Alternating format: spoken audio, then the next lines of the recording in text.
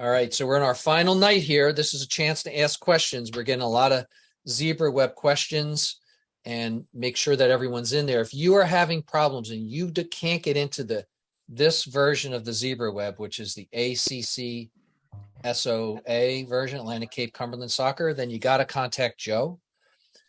And has everybody done the test? That's super important because you'll get locked out. If you don't do the test, it will literally lock you out of here. You after I'm done here. In fact, I'm going to make it big right now so you can see it. Okay. This is, if you are working with me and some other folks, typically you'll have a really good pregame before you actually get on the field.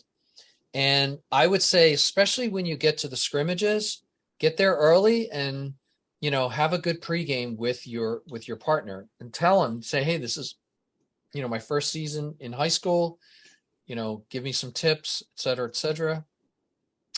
This document I carry in my bag. I put it in a laminated thing and I pull it out every single game. Every single game, I walk through these checklists. It takes about 5 minutes to go through this. We're going to take about 45 minutes to go through it, take our time, because we're going to use the drawing board. I actually pull out a little soccer board, had little magnets on it. And obviously I'm a little thorough on this compared to others, but I think it's super important that we have a pregame. And what I typically do is talk about the rule changes. Just as a reminder, say, look, rule changes this year. Now for you guys, everything's new, but for our veteran officials, it's just making sure we review the stuff that's new. Beads in the hair, legal for religious purposes, as long as they're down, they're not flopping around. No one can score by throwing the ball into the goal. It used to be there was a loophole where the keeper could do that, not anymore. The armpit line determines now where our handling foul would be. So anything below that. An IFK, indirect free kick for improper penalty kicks. Okay, so this should be bold. Okay, and so they are our rule changes. Okay, POI of points of emphasis this year is around time wasting. Basically, if teams are wasting time, you can stop the clock. You can verbally warn them or actually caution them with a yellow card. Okay, penalty kicks, there's a new thing on the penalty kick. The ball doesn't move forward, right? Then it's an indirect free kick. There's a big focus on dissent and sportsmanship. One thing I'll say about sportsmanship, every game you go to, you want to ask who's in charge, who's the home administrator. If you have any issues with fans, you don't address fans directly, okay? You go to the on-site administrator and tell them they have to deal with it. If you need a fan removed, you tell them. They'll handle it. If there's no on-site administrator, the head coach for the home team is responsible for the fans. That's it. Okay, I'll just go. If there's any questions, just jump in. I'm just going to keep going through this. R1 is referee 1. So R1, when you get assigned in the Zebra Web, usually there's like a referee. And if I go back to the Zebra Web thing here, you'll see it says official 1, official 2. If you're official 1, actually I shouldn't even go down that path with you guys. Regardless of what position you're in, always take it upon yourself to make sure you communicate with your partner prior to the game. The day of the game, you communicate with them.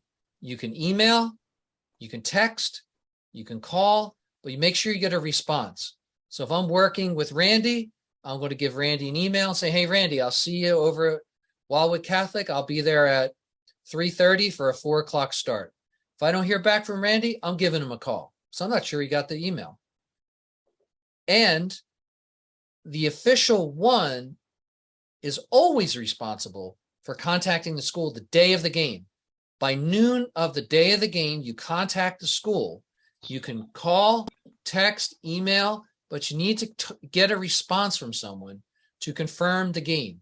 If you go to a game and you have not gotten a response from the school and they have canceled it and it just didn't show up here, you don't get paid. If Billy, you call, go ahead. sorry, I have a quick question for you. For these scrimmages, I'm listed as official one, and I don't know any of the school's informations or anything. Do we still do that for the scrimmages as well? You do, and because you do know the information because it's on everything's in ZebraWeb. Okay, everything. All the contact information's there. Okay. Everything. Actually, Okay. Actually, hold on. I'm going to show you. All right, when I go into my ZebraWeb, oh my gosh, sorry. Log me out here. Okay, when I go into ZebraWeb and I'm looking at my schedule here, okay, here's what I do. So I'll go in here and look, it's already highlighted. So Wildwood Catholic is the home team. I click on it and there it is. So everything I need to know should be in here. So Okay, there's perfect. Phone number, new athletic director, Michael Rennie. Here's his phone number. You know, you get Mike Sione used to be, but he's not anymore. I know that. Like, so typically you'll get that information that you need. And so if I go to Egg Harbor Township, same thing. I'm going to get everything that I need to know. It tells me where the school is. It gives me all key contacts. Okay. So all that kind of stuff. Nicole, you're an assistant AD at EHT? Yeah. Yes, I am. Oh, very cool. So call Nicole if you're going to EHT. Yeah, call me. She'll answer the phone. All right, good. So I'm the only number listed, so everyone calls me anyway. there you go. All right. So R1 also confirms, because we would be reading this, we'd already be at the school. The referee, who's ever in charge. Now, you might say you're the official number one on the schedule, but you might be working with some veteran that's been here for 20 years. You can ask, you can say, would you like me to be the lead referee today? Most likely they'll say, no, I got it, because there's some responsibility there.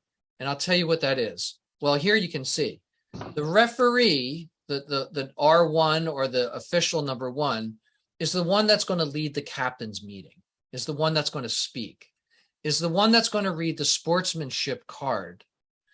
There's a statement that we read at every, and I'll talk about that in a bit.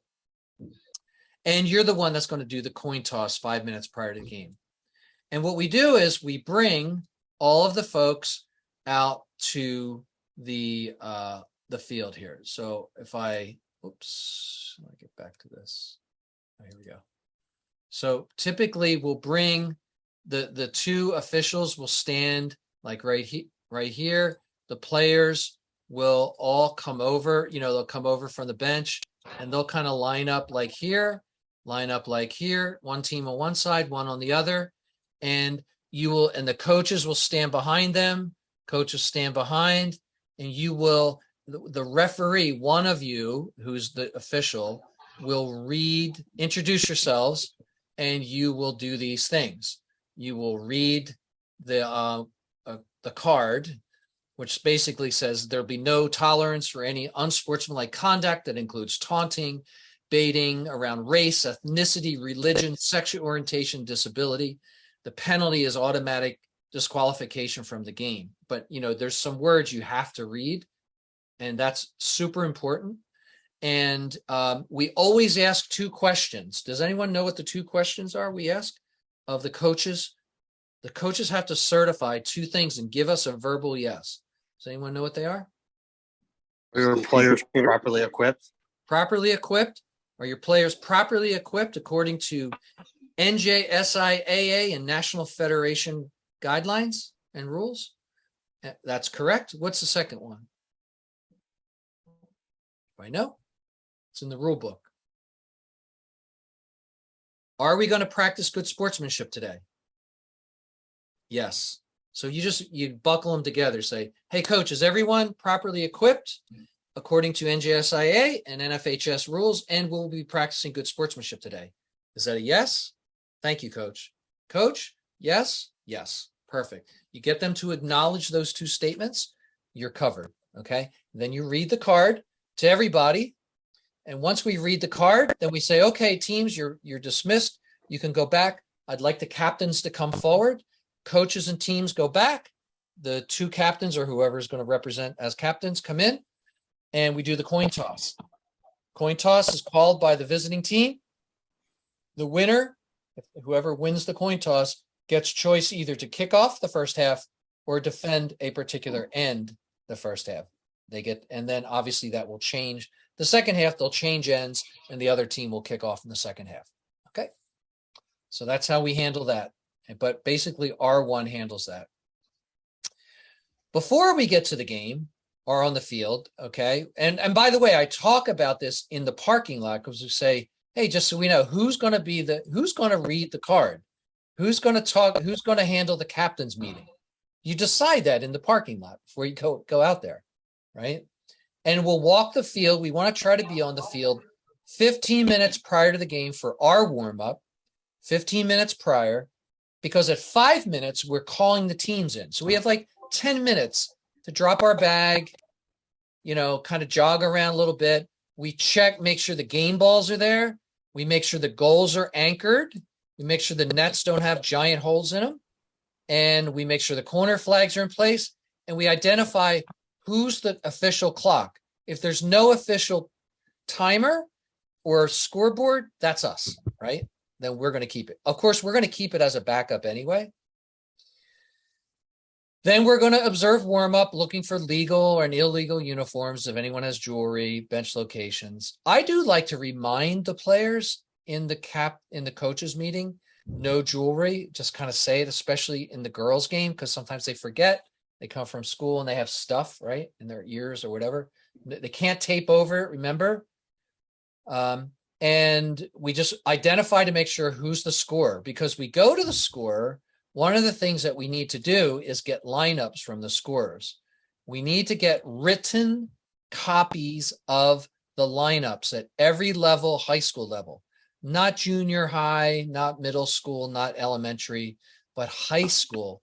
They will hand you a written copy of the lineup.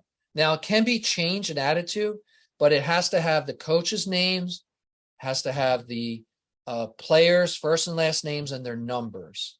And you just take that and put it in your pocket or put it in your bag or whatever, in case after the game you had to do some type of reporting.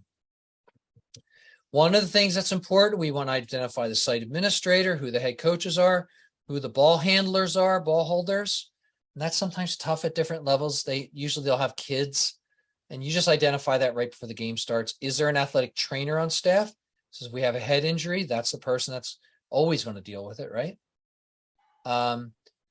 At the table, always introduce yourself to the scorer and let them know how you want to handle substitutions. I always say, look, substitutions will sit right here at the halfway line. And when I'm ready for them, I'll call them in. Okay. So if you don't see me call them in, you can blow your horn. But most of the time, there's someone who's ever working that sideline. So when we get into the game here, so the tables, oops, sorry, got to go back here. So somebody is going to be working the sideline, this sideline right here. Sideline, I said that, didn't I? You guys should reprimand me for that. The touch line, right? So, yeah, somebody's working this touch line right here. That's the person that handles substitutions, because they will come in and stand in this area right here. So all substitutions come in this area right here and wait till they're beckoned on. Once you beckon them on, they're a substitute. They have to come on, actually. They could be substituted by someone else, but they can't say, oh, I've changed my mind. Once you wave them on, they're on. Timing for high school, 2 40-minute periods. In varsity, it's required that if we're tied, we will play 2 10-minute sudden victory periods. There's a break in the summer. We give them heat breaks. If it's hot, just give them a break. Like you can stop you can stop whenever you want to give them a break. If it's really hot, we give a 10-minute break at half and 5 minutes before the first overtime and 2 minutes before the second overtime period. And then we talk about it in pregame, so we don't forget. When we get out there, we're like, hey, how much time do we give them at half? Oh yeah, it's 10 minutes. That's right. Inclement weather, we see lightning, hear thunder, 30 minutes. Everybody off the field, 30 minutes before we reset the clock. Every time you see lightning, every time you hear thunder, reset the clock. And KFMs, do anybody know what KFMs are? I know Randy does. Kicks from mark. Kicks from the mark. There you go. Kicks from the mark, right? So if we're tied in a state tournament, there's a whole procedure for that. We don't need to get into that now. It's not a state tournament thing. Okay. Bill, in the general meeting, they said something about the JV game. Sometimes we're going to be followed by the varsity game. Yep. Yeah. So because we're hurting on officials, we get to work double headers. I hope you guys' legs are up for it. If you get a varsity game and a JV game. So a lot of schools are playing that, and it's a shorter period. I think it depends on what they want to play. We don't play a whole JV game. That's for sure. We don't play 2 forms. But it's the same. It's the same. Beginning of the game, you have to go and check them in and all that. Pre-game. No, because we would have already done that prior, right? That we would have brought them out. If we're playing back to back, usually they come out. Okay, everybody. Right now, if they haven't, then yeah, you probably should do it real quick, right? But you do a quick coin toss, you get that thing going really quick, especially because it starts to get dark early. I'm not a big fan of it. Like I'm tired after one game, like to run another half a game. It's almost like another half game, but it's good pay if you guys like money. You know, I know Chris has too much money. So anyway, all right. Hey, Billy, real fast before you move on. Yeah. Those cards for the statement that we have to read, is that in that email you sent a while ago, or how do we get that again? It's on, I'm going to show you where it is. It's on the NJSI website. .org. If you go to officials, it's come on. Oh, it's not really working very fast. Here we go. Where is it? Well, I'll send it to you. I have a copy of it. Joe usually gives it to us at the first meeting. He'll give you a laminated copy of it. I know why I can't find it. I'll send it to you. I got it somewhere. If you guys remind me, I'll send it to you tonight. Just if for some reason I don't send it to you, somebody remind me, but I'll send it to you. There's actually a sportsmanship. It looks like this. Sportsmanship policy. I don't know. I'll get it for you. I have it in a way you can print it. Sorry, but good catch. Okay. Anything else on the kind of the general stuff? Again, this is a pre-game conversation. I would not take this long to go through this. I could go through this part in like 1 minute, literally. Just quick review. Hey, lineups, make sure we get a copy. We're going to do 2 40s. We'll go 2 10s if we get overtime. If we need to, we're going to take a break. We're going to do 10-minute halftime break, and we'll do 5 minutes if we get into overtime, 2 at the second. If we get lightning, let's make sure we wait 30 minutes. That, like, literally, that's how fast I'll go through that in a pregame. Just kind of a reminder. So let's talk about mechanics. Now we're going to take our time and go through this a little bit here. So we talked about the kickoff. Now, when you talk to a lot of veteran officials, a lot of this stuff doesn't make sense, but it kind of does for teaching purposes, right? One person has to start off as the person that's away from the table. So we're going to start the game, right? And you know, there's let's say we're going, I'm going to put an arrow out here. Let's say we're going to go this way. Okay. Say we're going to go that way, to my left, to your left. And that's the way the kickoff's going to go. Well, somebody has to be opposite the table to start.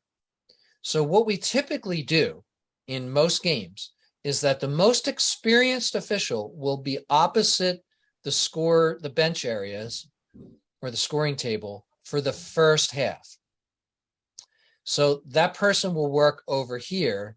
And because the team's going that way, they get into a lead position. And this is typically how we would set up.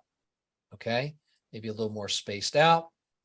Now, when I say that, right, lots of things change in the real world, because if the sun is setting in a particular area, especially in this corner, the sun's going to set in this corner.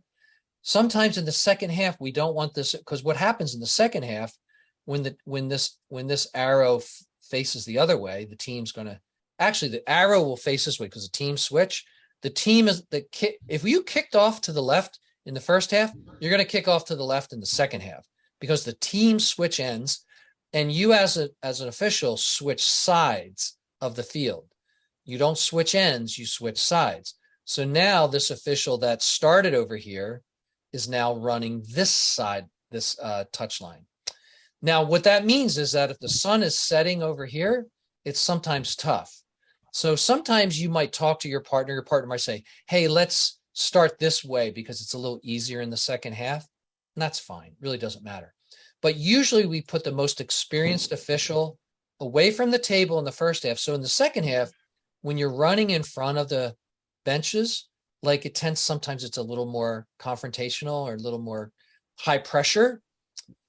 The person closest to the table is the person who handles all the substitutions and handles the clock. So you're the primary clock operator. This person is the secondary clock operator. Okay. You keep a backup. Everybody's got watches on and we're keeping time.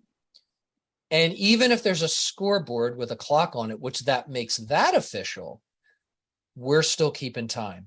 And we can adjust the scoreboard if we get off. Okay, so we start the game. Typically that person's in the lead position, but doesn't have to be. Okay, so we say that the kickoff is the lead is the defensive half of the field opposite the scores table. So that's what you just saw here. The defensive end, because we're going to the left, opposite the scorers table. Yep, that's where he is. Okay, but could be different if we needed to, but that's what probably. That person checks both captains ready to play. The lead is the one that signals to the trail, ready to play. You put your arm out to the side, you point in the direction you're going. Okay, and of course, we just talked about maintaining that backup timer. Okay, the lead is going to signal that they're ready, that the teams are ready to play. Now, this person, R2, who's closest to the table, is going to do these things, right? Start as a trail near the table side touch line or the halfway line, okay? We'll receive the ready to play from the lead, confirming that everyone's ready. So the lead will point to you and I'll say, okay, Nicole, we're ready, okay? So this is Nicole over here on the table, on the near side. This is me over here. Captains, are you ready? Keepers, are you ready? Everybody ready? I'll give a point over to Nicole that tells her everybody's ready. Okay. Now, what do we do next? Nicole's going to sound her whistle and signal the clock to start. The clock to start is the hand above the head and just like a little circular motion, like you're winding the clock, right? And of course, we rule on encroachment or any other stuff. And as we said before, person Nicole on that side of the field in the first half is the primary clock. So for some, now if Nicole's clock goes out, and it happens, right? Her like, oh, my battery died, or I hit the wrong button and it reset to 0, right? All you do is you hold your hand up and go like that, touch your arm, and that would tell my partner, my clock's messed up. So don't mess your clock up, right? Or we can, next time we stop, we come together and you give me the time so I can reset so we get back on the same page, right? If someone gives you that signal, that means my clock is messy. Like, I don't know what time it is. Something happened, whatever. And we talked in the first half. Yeah. In the first half, it's a running clock, all the game, right? For the whole game. But there is really no reason to stop the clock unless there's an injury in the first half, is there? Yes, there is. There's a lot of times we stop the clock. We stopped. So you tell anyone else on this call, tell me when we stop the clock. Substitutions. No. PKs. PKs, yeah. PK. Penalty kick. Yeah. There's others. Yellow cards. Cautions, correct? Yep. We stop the clock on a caution or disqualification. Any card, we stop. What else? Injury. Yep. What else? Very different than USSF. Timeouts. No such thing. But yes. If Because a fan gets out of control. yeah, but there's another big one. Direct kicks. Goal scored. Goal scored.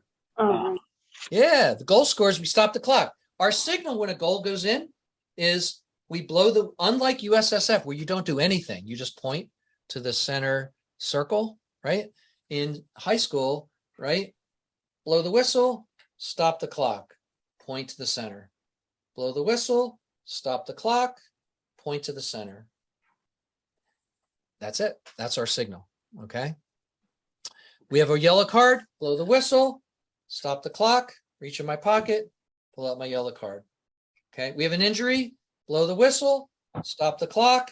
We have an injury. Come on out, athletic trainers. Come on out, coach. Right? Wave them on. So it's blow the whistle, stop the clock, and do what you have to do. And obviously you have to physically stop your clock. You got to, like when I do it, usually I blow my whistle and I stop the clock and then I put my arms up. Otherwise, I'll put my arms up, I'll put my arms down, I forget to stop the clock and it's like running. I'm like, oh, what time did I stop the clock?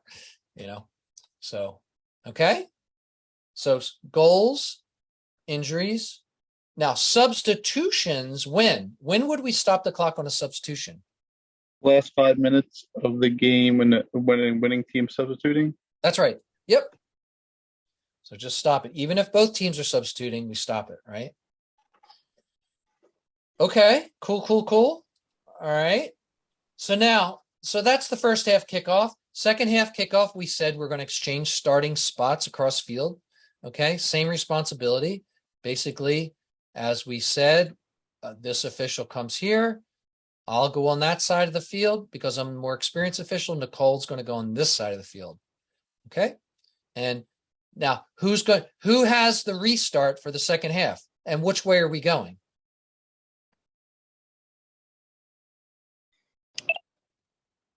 Going the same way, left. Yeah, going the same way because the team switched ends, right? Team switched ends and the other team now is getting the kick, right? Mhm.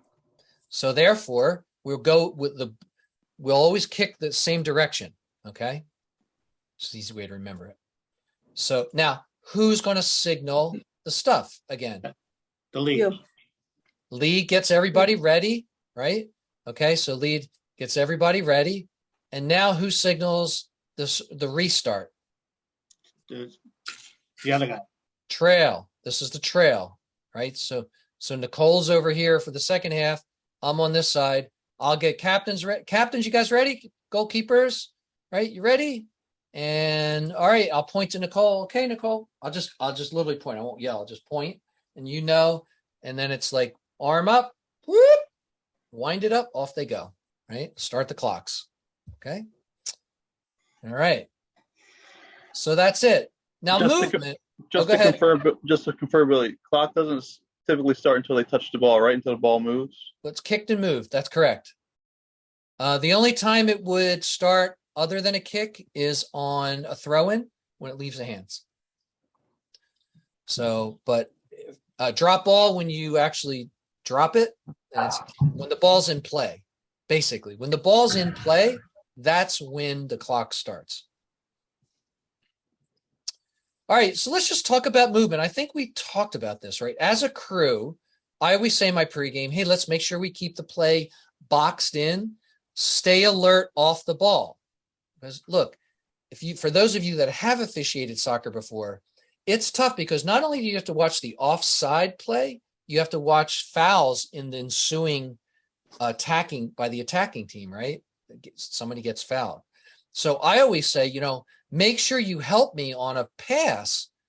And what that means is if we have some type of play where, you know, I'm going down here, okay? And here comes Nicole down here, and there's some type of play in this area right here. Like let's, you know, there's an attack right here. Make this a little bigger so you guys can see it here. Okay, so like something coming down here, and like something happens, like there's a pass, maybe it goes deep, right? And there's another attacker here, and I'm moving with it. Like something can happen right here, even though it's kind of right in front of me. I always want my partner to be looking down and looking after the pass, because it could be a trip, it could be whatever. And I'm looking at the offside play here, and there's a lot to watch. Okay, a lot to watch. So we always say in my pregame, make sure that you're looking and helping out after the pass. And the lead stays ahead of the ball and covers the touch line, the near goal line, and is offside, not offsides, offside, right? Looking for offside.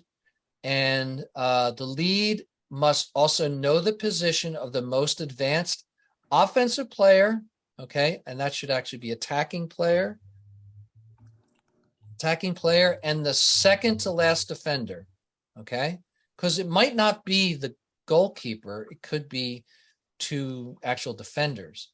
So that's what we do. What we try to do is, if the second to last defender is kind of here, and we have one here, okay, and we have attackers here, like, you know, we have attackers here, and I have an attacker here, right? I am trying to stay even with that next to last defender, so that I can see, I have good line of sight. I'm not going to be back here.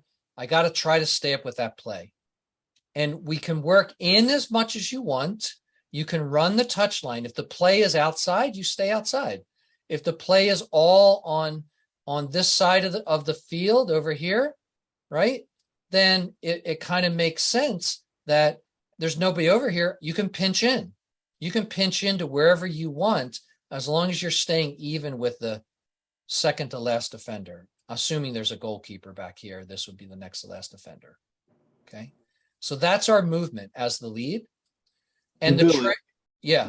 I'm sorry. Now, when the play goes to the other end, the opposite person becomes the lead, and the other one becomes a trail. Is that correct, or does that lead have to go all the way down the other side? Yeah, no, that's correct. So we were in this position. Now the ball transitions the other way, right? It goes from here, and also it's kicked this way, right? We're going to go the other way. So we're going that way. Now these two officials, this person, now Nicole in the second half, has to get ahead of the next second to last defender, and I trail the play coming up. If it returns the other way, we go back the other way. We never switch. I'm going to run, basically my route is from the goal line to the top of the box, the goal line to the top of the penalty area. Okay. And vice versa. We're going to go from here. Okay. All the way to here. Do you have? What's that? I'm sorry. Oh, that's all right. Incidental. Bill, question. I heard that usually when there's a foul on your side of the field, like if you're the lead on that side, to avoid like double whistles and stuff like that, is the lead official the one who's going to blow the whistle on that side? Yeah. So here's the good question. So here's the general rule, right? I think you want to think about areas, right? You almost kind of want to split. I don't know if that's a drawing thing. Hold on. Let me get something in here I can draw with. You almost want to kind of split. Think about like here and here, like stuff like that, right? You want to kind of split it up a little bit. But I would not, if something happened right in front of this person right here, like right here, I probably would not blow my whistle from a position back here. I'm going to assume that you can see that better than I can. Unless it's a kind of a play where, like I said, the ball was passed, something happened after the play. You got to be real careful about blowing really far across. So yes, you want to kind of stay in your area, And it's outlined in the book. You can kind of see where it is. And I sent you a video that you can review. It's only 15 minutes long. Pretty good explanation of like the coverages, but pretty much that is it, right? I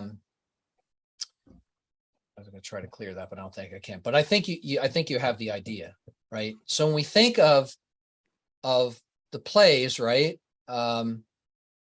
There's also this thing called the coffin corner and the penalty area, right? So even though we say that the lead kind of has like this big area in here, like this big kind of swathy area, as the trail, there's a couple things that can happen. The lead is responsible when the ball goes over the goal line from end to end. Now, heck, it's pretty hard to see down here. I can tell you right now. They call this the coffin corner for some reason, because like it's hard to see into. So we always help our partner when the ball transitions over the goal line down in this area. So a lot of times, if you're here, you're just not going to see it. You know, if you're in the right spot, you're not going to see it. So we can give a signal. We can give a little point across our chest. We can just point. If I looked at you and said, I would just look at you and wait because I'm not giving a signal. You point, I point, and that's easy. We point direction of who's going to, or maybe it's a goal kick. Remember the goal kick sign is palm straight down, about waist level high, pointing at the 6-yard box. So it's either that or it's possibly a corner kick. And in high school, the corner kick sign is not pointing down like in USSF to the corner itself. I know you can't see me, but it's not pointing down. It's actually pointing up. We point up no matter what side we're on. So if it's a corner kick, I would point upward in the air. And even if I'm standing right here, I wouldn't point down to the corner. I would point upward, right? So it's easy to see. And it's just a unique thing high school has, that when we point, to differentiate with a corner kick or a goal kick is down at the waist, corner kick is up nice and high on a 45-degree angle. So, yeah, so the help is like, make sure that this person is looking all in these areas here, like can help out, definitely help out down here, definitely help out. Okay. So let's go to page 2. So here, restarts, okay? You should know this. And I can tell you, you will work with veterans that get this wrong a lot. The restart whistle, if needed, notice it says if needed. To start each half, you guys already did good on that one. That's always the trail, okay? So who's ever in the trail position, even if you're not table side, doesn't matter. It's the trail. The trail will always have the kickoff after a goal. So who's ever in, you know, we know that the lead will get everybody ready, but the trail does the whistle. The trail does a drop ball and trail does goal kicks. Okay. The lead has restarts for corners, penalty kicks, and all free kicks. Now this is the one that gets you. Okay. Free kicks. Because a lot of times, here's what happens. I'll tell you, this is what exactly happens right now. There'll be a free kick. This is a good one. There'll be a free kick from back here, like way back here. Okay. Let's say it's going to be a free kick. And the difference between a regular free kick where you need a whistle and don't, sometimes they, you know, if somebody sets up a wall, now a lot of times they won't set it up here, but if a whistle is needed for a restart, maybe it's because there was an injury, right? You're going to do a free kick here for whatever reason. A lot of times the trail will take that whistle and it's not correct. It's really the lead always handles all free kick restarts, no matter where that lead is. Now you can talk about it in pregame. Sometimes I'll work with a veteran and I'll say, hey, I know that the lead is supposed to take all free kicks, but if you're really close to it, go ahead and take it. That's what I'll say. If you're like super close to it, go ahead and take it. It's like if I'm all the way down the field, kind of doesn't make sense for me to take it. like, just go ahead and take it if it's a ceremonial restart. So Randy, explain a ceremonial restart to the crew. What's that mean?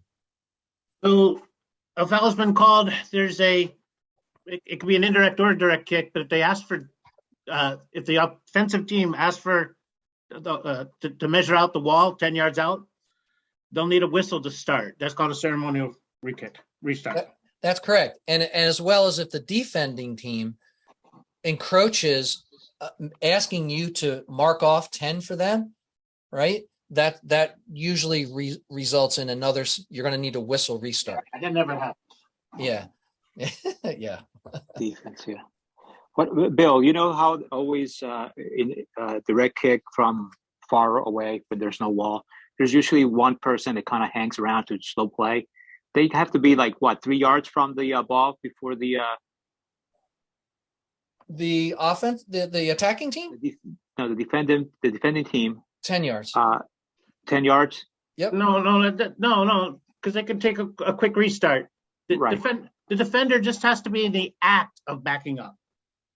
That's correct. And I thought you were talking about a ceremonial restart. You're talking about No. if they're going to do a quick restart. Yeah, quick restart. And you know how That's- sometimes some of the defenders kind of hang back and try to delay to get the defense to come back. They usually kind of hang in near the ball. That's okay. As long as they're not, that's okay, right? So you give them a little bit of latitude here, right? And if the attacking team wants to restart, as long as that player doesn't encroach within the 10 yards, meaning like stick his leg out, that's fine. And yes, they should be backing up. They shouldn't be coming toward the ball. If they are, you can stop play and caution them verbally, say back up. And if they don't, now you can really caution them. But a lot of times they'll set up like 8 or 9 yards and the attacking team will say like, could you give me 10? Could you walk that off for me? And you just stop it.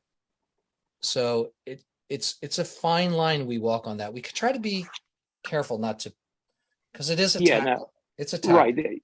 And what I'm referencing is a lot of times when you want to do a really a fast restart, you always have one of those kids that is hanging back to try to delay that. Yeah, and that's okay. Well, if you take it once the ball's in play, then it's touched, it's ready to go. You know, they can play it, right? So the guy kicks it and the other kid's not paying attention, the defender team can go get it and run with it, right? So okay. Throw-ins are the big one. In high school, because we have 2 people, one on each side of the field. Thing about high school is when we have substitutions, you have to be super cognizant that this table side or bench side person is handling substitutions when they come to the halfway line. And what happens is, as you know, you can only substitute. We didn't talk a lot about substitutions, but you know, you can only substitute on a throw-in when your team has the throw-in. Unless the other team has the throw-in and they're making a substitution, you can make a substitution provided your substitute was already at the reporting area with the other player, right? They can't just come running up. So as an example, the ball's out of play way over here, and let's say it's blue throw-in, and white is over here trying to make a substitution. If you're not really clear signaling, if this official knows there's a substitution ready to come in, you have to signal what direction clearly so that the near side official can bring on the substitution. And if you see a substitute, like if I was officiating and I look over and I see, I got 2 white jerseys ready to come in, and now the ball goes out and it's blue throw-in, I would put my hand up, tell them not yet, right? And maybe blue throw, and all of a sudden now it's a white throw-in. I'd stop the clock and allow my partner to bring those substitutions in. I wouldn't wave them in. I would just stop everybody and say, hey, we have substitution. You got to just communicate, eye contact. It's a long way, you know, so it be as compared to a 3-person system where you have the official more in the center, closer to where those substitutes are. You see a little bit better. Sometimes we're far away and we're focusing on different parts of the field. We're not looking over here. So you want to, just be cognizant when it's time for substitutions. Okay. So we talked about this, cautions, stop. If we have a caution, we stop play, clock, show the card. We escort the player to the touchline. And we also inform the scorekeeper, coaches, and partner, and we beckon the sub if permitted, right? Because obviously if it's a disqualification, they're going to play short. If they are, if a caution, they can substitute. They don't have to, but if they want, they can. One of the things that we'll say is just be careful. If you have a caution, and hold on, let me shut this window, guys. If you have a caution and you beckon a substitute in, and then that player that was cautioned comes back at you again, you give him a second caution, that would turn into a disqualification, but the team's not going to play shorthanded. Why is that? Because he's already been substituted. That's right. That's right. So there you go. Now you know. And we know what the restart is depending on. I'm sorry. So we don't have to wait for the player to leave the field before the player enters the field in high school? No, we don't. Well, we kind of do. I mean, we don't wait till they run off like in USSF. Like they can, we're not going to restart the game. Let me back up. The substitute can come on before the player that was being substituted for gets off the field. Unlike you see on TV and in true USSF, where the substitute has to come over, then the beckoned player comes on. Like you can have 11 players or 12 players on the field at one time, but you don't restart until the substitute's off. Okay. And so here's what we do. When the substitutes are going off, who's ever closest to the table, we hold our hand up in the air. Sometimes two hands. Say, wait, hold on. And when that player hits the line, I give a point. And now we have our restart. Okay.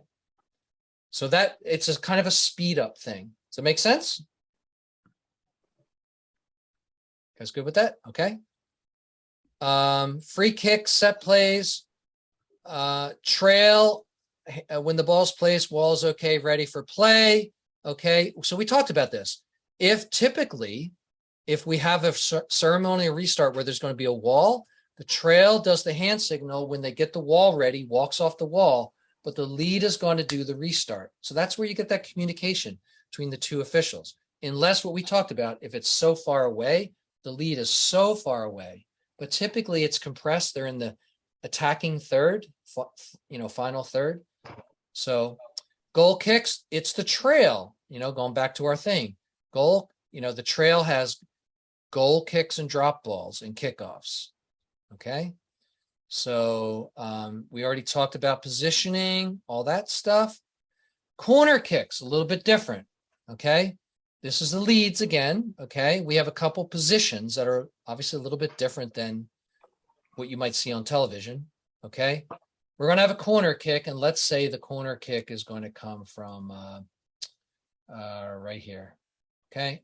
So if that's our corner kick, then what we're going to do is this official is going to stand directly in line with the goal line behind the play. I'm sorry.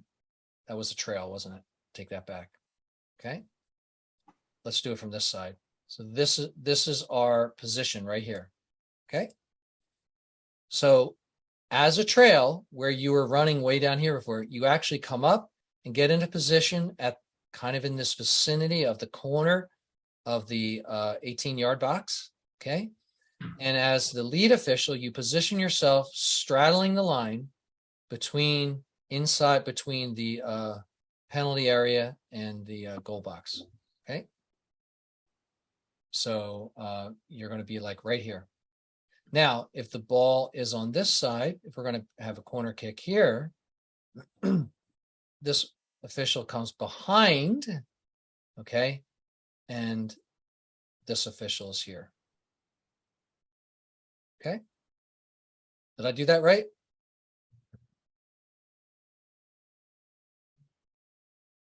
So we're here. Okay.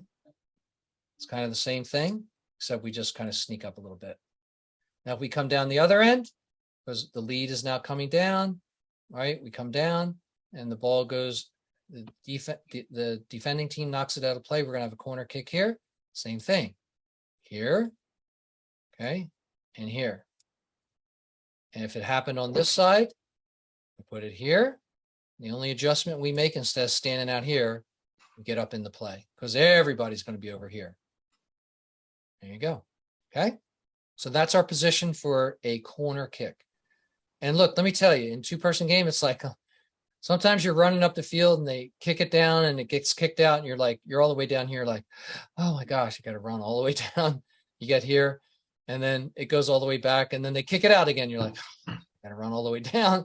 So, but you want to get in this area. It shows hustle. That's where they want you. They want you here to be part of the play. So a little bit different than what you see on TV. Okay. And of course, that trail person who's at the top of the penalty area is going to be looking at the goalkeeper and the play in the goal area. Okay. Now, what the other person is looking for is watching the ball into play. So what happens here is if this ball comes into play, all good, right? But if that ball remember now, if the ball loops over the if it stays on the line, that's good. But if it goes completely outside the goal line, then this official blows that play dead. It's out of play. So that's why we straddle the line. You're looking at that play. And that's why you're more looking at the ball action here, player action here, ball action, player action. But once you know the ball's in, like if the ball comes in here, like the ball's launched in here and you know there's no danger of it being out here, now you got two sets of eyes on everything happening. And of course, as soon as the ball is played, right, you step off the line to get with the next to last defender, second to last defender, because if it's played, obviously there's no offside on a corner kick, but there could be on the next play. If this ball is played into someone in an offside position, you have to be ready to make that determination. So it's kind of a quick movement. When you're on the goal line, you watch it. And as soon as you're sure that it's not going to go over the goal line, you step into the second to last defender and get a good angle on that next play. Okay. Easy enough. Throw-ins, I think we talked about it. You handle throw-ins on your own touchline. Don't forget about the 2-yard buffer. If it's in the attacking zone, anticipate play development, meaning, remember, there's no offside on a throw-in. So they can pick up that ball and go quick. You got to be ready to run. And they will do it in high school, right? They know it. If for some reason we have penalty kicks because there's a foul inside the penalty area, the lead handles the ball. Kicker and goalkeeper instructions, whistles the release of the ball, the lead and the trail positions, same as a corner kick, right? So you're going to be up in kind of that, you'll be up in this area here and someone will be here, right? So if we go back to our restart, okay, penalty kick, the lead has the restarts on penalty kicks. So the lead will handle pretty much everything and the trail will kind of just be here, and the trail is really here to look for encroachment. Just make sure, because look, remember the players all have to be outside this arc until the ball is kicked and moved. So this encroachment, got the goalkeeper. I got the, of course, the kick would be from here. So the lead has the goalkeeper instructions, sets the ball down, okay, and we'll do the restart. And obviously judge if it was a goal or not. All right. We talked about goal kicks already. Trails the ready for play and has everything. Where does the lead go on a goal kick? Well, it depends. If you're little kids, we have a goal kick and they're going to put it here. Trail can position themselves kind of out here somewhere.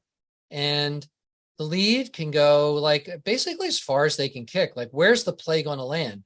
If they're a good kicker and the wind's blowing, you might be down here. If it's into the wind, you might be here. So you just position yourself in a spot where you think that next play is going to be. Because remember, there's no offside on a goal kick, so you don't have to worry about next to last defender or anything like that. And what you do have to think about is if that goal kick is short and it's played by someone, right? It's played by someone here and someone's kind of lingering back here and they play it to someone in an offside position. You just have to be ready for that next play after a goal kick. That's the one that gets us all the time. So you just got to be really super vigilant and be ready to like see where that next to last defender is. It's not so much for the goal kick. It's definitely for the next play. All right, last couple things. We talked about corner kicks.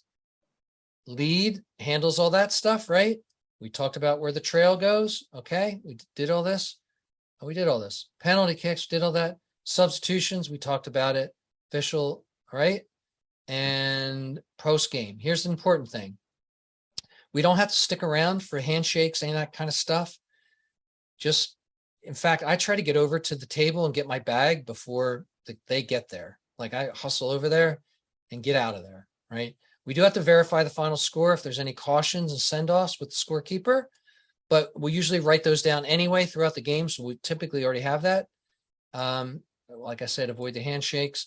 And then on the way out, like I always like to talk about, hey, how'd you think that went? What do you think we did really good? Where do you think we got stuck? What would you do different next time? So that's believe it or not, you can do this in 5 to 7 minutes before, as you're walking to the, usually we do it when I'm getting dressed. So get dressed in the parking lot most of the time. So, very rarely do you get a locker room. But that's something you can ask the school. Most of the time we come pretty much dressed, just throw a shirt on and ready to go. So, okay. What do you think? Now, I sent you that video too, that goes through this in a little bit more detail, but this is pretty much it. Everything we talked about is pretty much a lot of the situations you can get into. What do you guys think? Questions? Will you be sending this out to us as well? I'm going to send you this immediately when I hang up from here. And I would suggest you print it and put it in your bag. Put it in like one of those little plastic jiggies that, don't wreck it up, and literally pull it out pregame and hold it up to your partner and say, hey, do you mind if I talk through a couple things with you? Do you have to talk about everything? No. Maybe there's some things in here you like to talk about because sometimes maybe it's confusing. Maybe you've been in a game where, hey, I was in a game and the trail did all the restarts for free kicks. Like I'm a little confused because my chart says it should be the lead. How do you want to handle that today? If you were working with me, I'd say, no, I'll let the lead handle it unless the lead's super far away and you want to do it, just give me a signal. I'll let you have it. So things like that, right? You just take 5 minutes before you walk on the field. Never walk on a field with someone you haven't worked with, that you haven't had some type of pregame conversation with. It can be super simple. It can be as complex as you want. I'll tell you what, we get in a playoff game, we have like 15-minute pre-games. Like we'll go through everything that can possibly happen because we don't want crazy things to happen. So, and here's at the end of the day, if you can show the ability to manage the game, you have good judgment out there, you know the game, you'll move up very quickly. You'll probably get assignments, some stretch assignments. If you're not comfortable with them, just let the assigner know that. But you will, if you have the ability and availability, you will get the game. There's a lot of work out there. So you might get a varsity game. It could be a lower level varsity game early in the season. So that's good. Sometimes the teams are not as competitive, right? And you might get a varsity game. You get a nice payday, and you get some opportunity to work with someone and work on your craft. And then work your way up to like really highly competitive stuff. So, and, I've been very fortunate that, working down here in the South, there's a lot of ball down here and there's not many people. So we get a lot of games, and I get a lot of competitive matchups. And if you're willing to travel, let the assigner know that. You're willing to drive to Millville or drive to Ocean City. Let them know, because sometimes those teams have better ball, both boys and girls. It just depends. Bill, generally, what time do you need the officials to be getting on the field? 30 minutes. We'd like to, 30 minutes, we like to be at the field. No later than 30 minutes, right? I try to get there 45 minutes so I can breathe a minute. And you walk the field at 15 minutes. You're physically on the field. So if the parking lot is a little bit away from the field, you want to be on the field, you will walk the field. Check the nets, check the anchors, just make sure the lines look okay, check the corner flags, make sure you have 3 balls that have the authentication marks on them. And then that gives you about 10 minutes to do that, do a little jogging, stretch a little bit. We should let the assigner know. For example, I work in Atlantic City and we get out of school at 3:00. Mhm. Just about, the fields need to be nearby to make that half hour before kickoff. You can let him know. Actually, it's more important to let your partner know. If you think, you say, look, I'll get there at 20 of, that's okay. Just let him know. That's the key thing. You don't want to show up at quarter after, and unless that happens. So look, that's a good point. If something's happening, you get stuck in a traffic jam, you get a flat tire, something out of the ordinary happens, communicate. That's why ZebraWeb has phone numbers in it. So, make sure you have the phone number of your partner, have the number of the school. Just give them a call and tell them you're running late. And that's always better than just kind of running in there at the last minute and apologizing later. Okay. What do you guys think? Aaron, Nicole, Jose, feeling good? Yeah. Everything's good. Yeah. Okay. I just Vladimir? want to get my hands Yeah, on I'm that good test. too. Okay. Nicole, what's that? I just can't wait to get my hands on that test.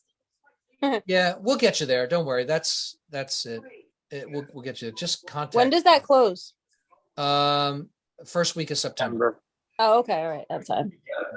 Bill, one last thing. I ordered the uniform. Should we save our receipts, or what should we do about? Yeah, save all that stuff. So the way I believe it's going to work is that you're going to get a reimbursement from the state. There's a program that's going to actually reimburse. You're going to get a lump sum for everything, like dues and a bunch of stuff, right? So just hold your receipts for right now. And in fact, I just got my new shirt today. Just came in. So nice and bright. They get faded so easily. And so this is the Smitty shirt. And we only have one shirt. So this is it. And we wear this. You try not to buy the old Cliff Keen shirts. They're probably out there cheap, but when you have to get, for some reason, the logo's bigger on this shirt. So when they get into the playoffs, I think they want it to be all this shirt. Not to say you're doing playoffs this year, but you never know, right? You never know. So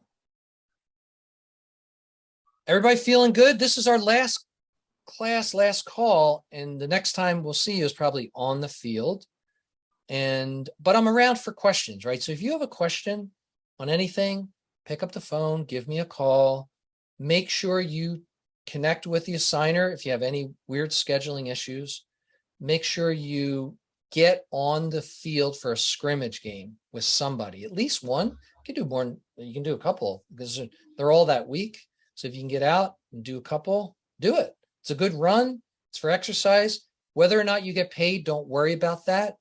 It just depends on who you're working with. They typically only pay 2 officials. But again, for the first game or 2, don't worry about that. You obviously will get paid for everything that you do throughout the season. But consider scrimmage as part of the learning experience. But I do know I try to get the schools to pay we ask them, and usually when I work, I don't take the fee. I ask the school to split it up amongst who's ever the cadets that I have working there. So I take that as a learning thing for you guys, but it's not going to, they don't pay full fee anyway. So it's our way to give back to the schools a little bit.